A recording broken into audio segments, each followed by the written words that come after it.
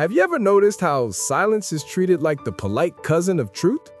Like when someone asks, "So, are you seeing anyone?" And you just smile, sip your drink, and say absolutely nothing. Boom, instant peace treaty. Because apparently saying nothing hurts less than saying something real. But here's the thing. For queer hearts, silence isn't always golden. Sometimes it's camouflage. Sometimes it's survival. And sometimes it's the quietest kind of heartbreak. So let's ask it honestly. Is silence actually safer than truth? You remember when you were 17? That weird age when you're supposed to find yourself, but the only thing you found was how small your town really was.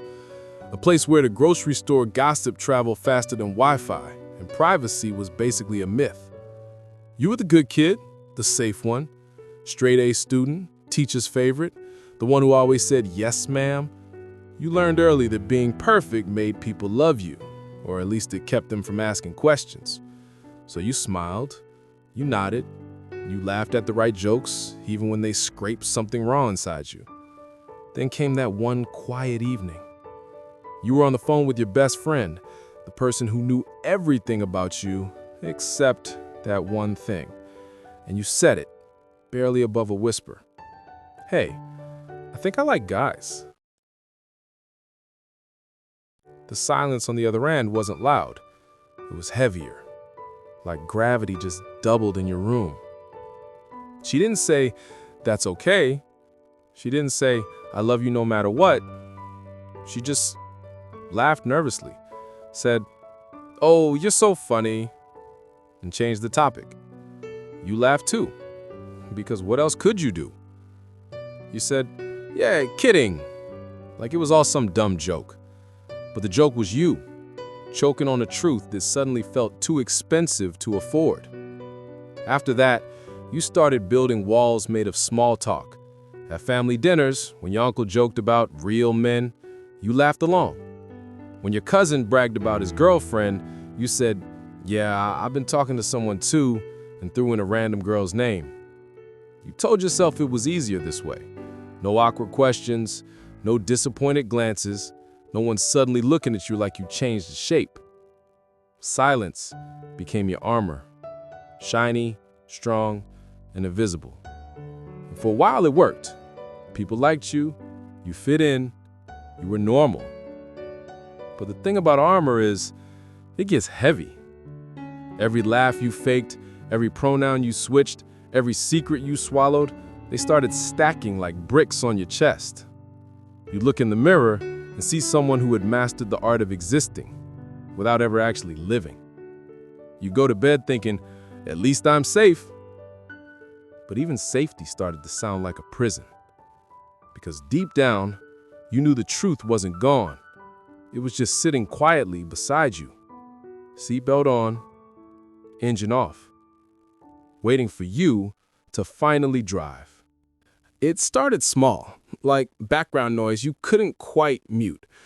You'd be walking down the street, see a couple holding hands, and something in you would ache. Not because you wanted them, but because they got to exist out loud, freely, like they weren't constantly editing themselves mid-sentence. Then came the late nights, scrolling through your phone, seeing people like you, smiling in photos, saying the words out loud that you still whispered in your head. And that whisper, that could be me, it got louder every night. Until the guilt came crashing in right after. Because being honest, it felt like breaking the peace treaty you'd made with everyone you loved. Your parents, your friends, your church, your small town bubble, all of them built on the unspoken deal that you'd stay silent and keep everyone comfortable.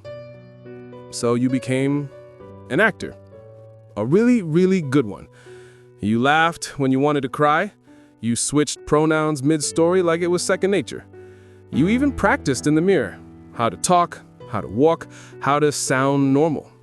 It was performance art, and the audience applauded every single day. Except, applause doesn't fill the silence when the curtain drops.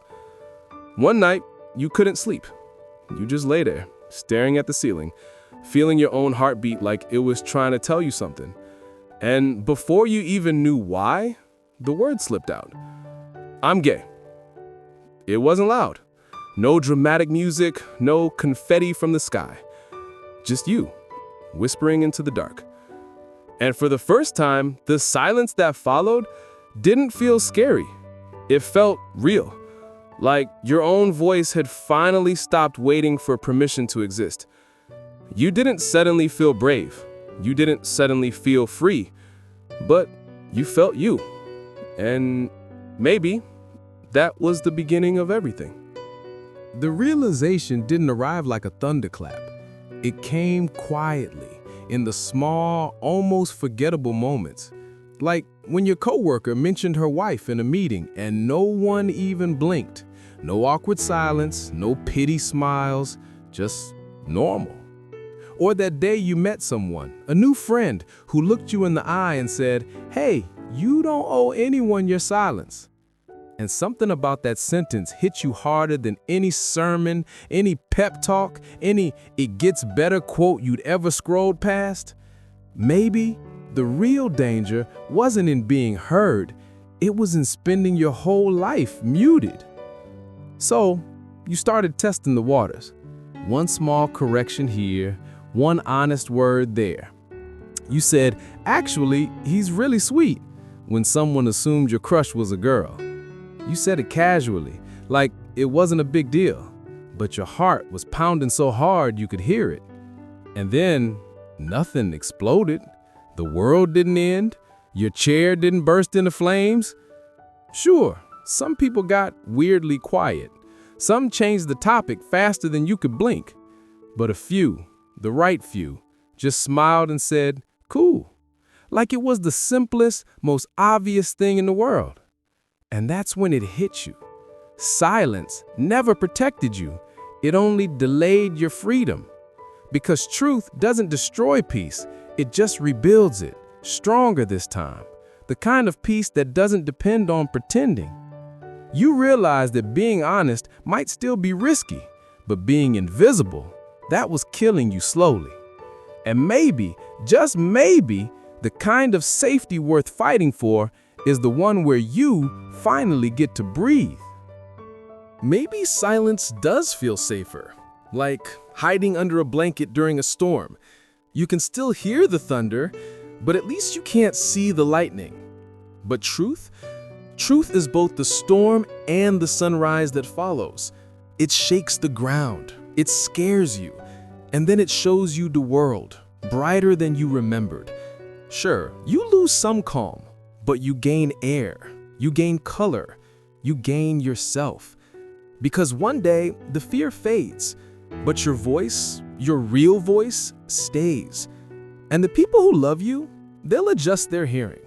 They'll learn your frequency. The rest, they were only ever listening for the echo of their own comfort.